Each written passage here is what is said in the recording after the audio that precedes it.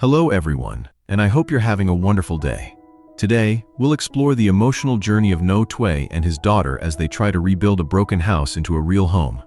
But just when hope begins to return, a stranger appears with shocking news.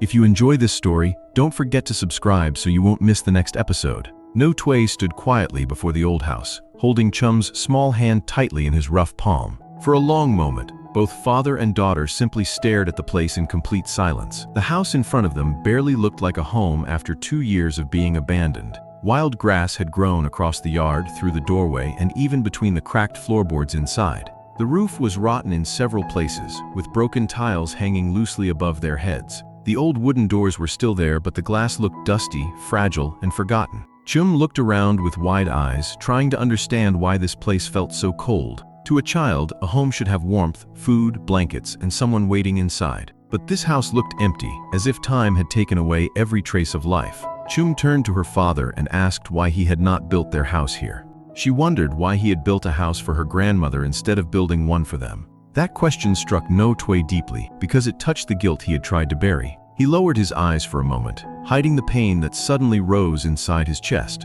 There were too many things he could not explain to his daughter at that age. There had been mistakes, debts, pressure, and choices that left him with no easy path. He once believed leaving Chum with her grandmother would protect her from his difficult life. He thought at least she would have a roof, food, and someone nearby to care for her. But standing there now, he realized his daughter had also suffered in quiet ways. The thought of her loneliness weighed heavily on him, stronger than any hardship he had endured. No Tui gently squeezed Chum's hand and forced a soft smile onto his tired face. He told her the place was old now, but they would fix it together. He promised that he would build them a new home right there with his own hands.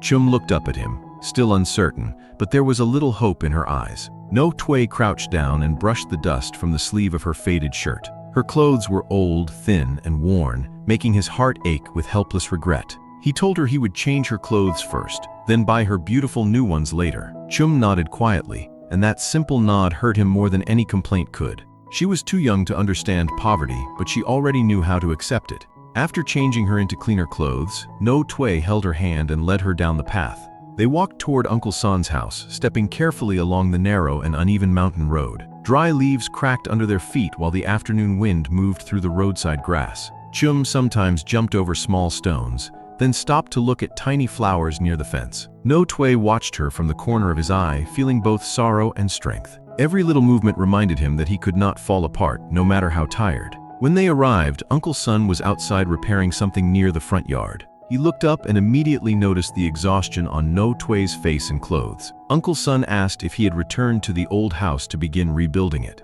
No Tui nodded and said he wanted to clean everything slowly, little by little. He asked to borrow some tools, hoping Uncle Son still had a few useful ones. Uncle Son did not ask too many questions, because people there understood hardship without long explanations. He went inside and brought out a hoe, a hammer, a saw, buckets, and other tools. He told No Tui to take whatever he needed and use them for as long as necessary.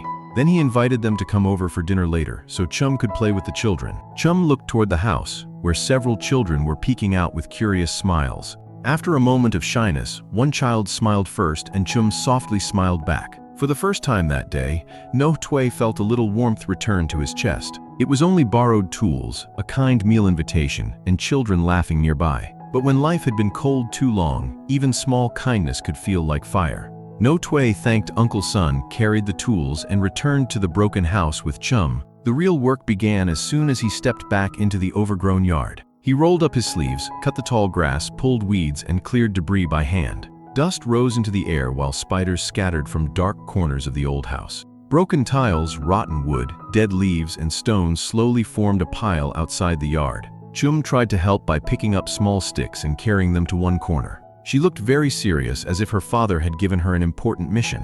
No Tui looked at her and smiled, reminding her to be careful with her hands. Chum proudly said she was helping Dad, and those words gave him new strength. As the hours passed, the shape of the old house slowly appeared beneath the mess. Under the weeds, dust, and broken pieces, there were still things worth saving. The old wooden doors were worn by time, but they could still be reused. Some roof tiles were cracked, but others were strong enough to place back again. A few beams could be cleaned, cut shorter, and used somewhere else in the house. No Tui had no money for new materials, so every usable piece mattered deeply. Every board mattered, every tile mattered, and even every rusty nail had value. He looked toward the front of the house and imagined something warmer than the ruins. It would not be a big house because he did not dare dream that far. He only dreamed of a small stone house, strong enough to stand through heavy rain. It would be warm enough for father and daughter to sleep without fear at night. In front, there would be a little stone porch where they could sit together. One day, Chum could do her homework there while he made tea beside her. They could watch the mountains, listen to the wind, and feel safe from sun and rain. At night, a small light might shine through the cleaned glass doors like a promise. After years of wandering and regret, perhaps this place could finally become their home. That thought made Noh Tue's eyes sting, but he bent down and kept working. By late afternoon, his shirt was soaked with sweat, and his hands were scratched. His back ached from carrying stones and pulling out roots buried deep in the ground. Still, he did not stop, because every movement felt like a step toward Chum's future. Chum sat nearby, sometimes laughing when he slipped, sometimes running to bring him water. Other times, she simply watched in silence, patient and gentle beyond her young age. It felt as if she knew her father was fighting more than a broken house. As the sky turned orange, Noh Tue stood in the half-cleared yard and looked around. The roof was still damaged, the walls were rough, and the house remained unfinished. There was still too much work ahead, but it no longer felt completely hopeless, because Chum was there beside him, and that was enough to make him continue. As long as his daughter stayed near him, Noh Tue had a reason to rebuild everything. By the time the last light disappeared behind the mountains, Noh Tue finally put down the hammer. The old house was far from finished, and anyone passing by would still see ruins. The walls were patched unevenly, and the roof still had open holes showing the sky. Pieces of wood, stone, and old tiles were scattered around the damp yard. The smell of dust, grass, and old wood still hung heavily in the evening air. But to Noh Tue, the house already felt different from when they first arrived.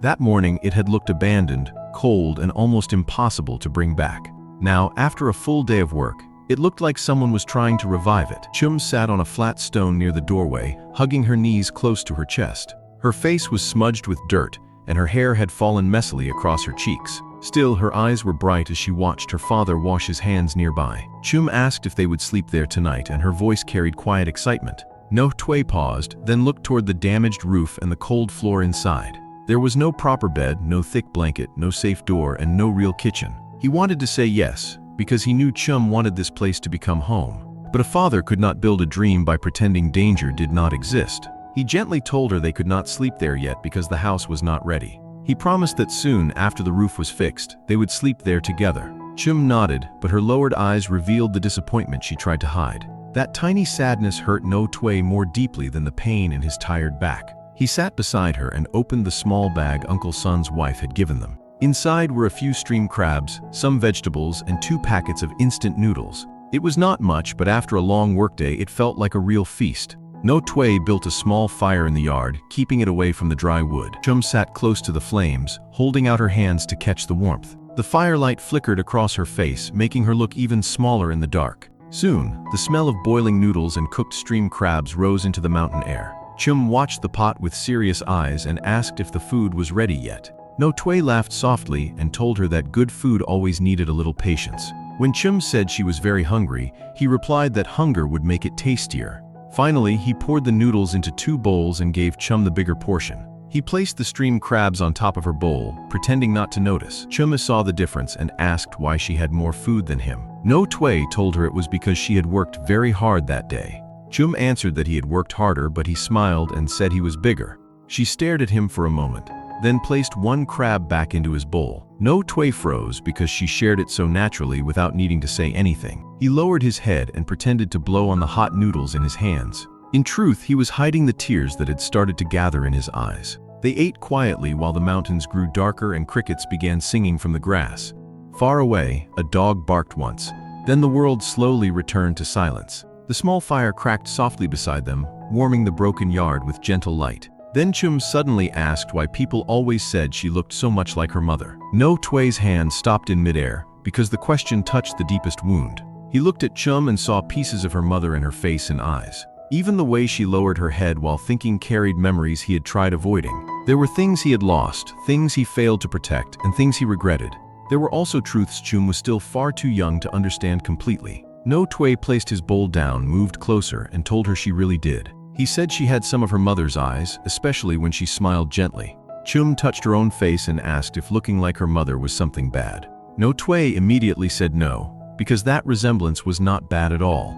He told her it was precious and she should never feel ashamed of it. Then he reminded Chum that no matter who she looked like, she was always his daughter. He told her she did not have to carry the sadness and guilt of adults. She only needed to grow up, laugh, study, eat well, and live happily. Chum blinked and said quietly that she did not have a mother beside her. No Tui gently held her shoulder and promised he would try to be both for her. He would be her father, but also the person who cooked, washed, listened, and stayed. He would comb her hair, comfort her sadness, and sit beside her when she felt scared. Chum's eyes turned red as she asked whether he would ever leave again. The wind moved through the broken house behind them, making the old wood creak softly. For a second, No Tui could not speak, because that question was his deserved wound.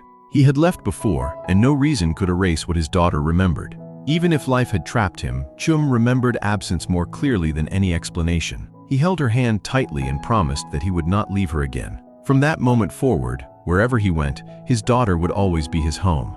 Chum lowered her head and leaned against his arm, trusting his promise in silence. No Tui looked at the old glass doors leaning against the wall near them. In his mind, he saw those doors cleaned and placed properly back on the house. He imagined warm light shining through them at night, soft and peaceful like forgiveness. He saw Chum sleeping safely under a thick blanket, no longer afraid of the cold. He saw the stone porch finished, the front yard swept clean, and a small table. At that table, father and daughter could finally eat together without fear of tomorrow. It was a simple dream, but for No Tui, that dream meant everything. The next morning, he woke before sunrise and started working again without complaint. Day after day, he carried stones, mixed mud, repaired wood, and reused forgotten materials. His hands became rougher, and his shoulders grew heavier with every passing day. But whenever Chum laughed or ran across the yard calling Dad, his strength returned. Slowly, the broken house began to change under No Tui's tired but determined hands. The stone porch took shape, and the old wooden doors were cleaned and fitted back.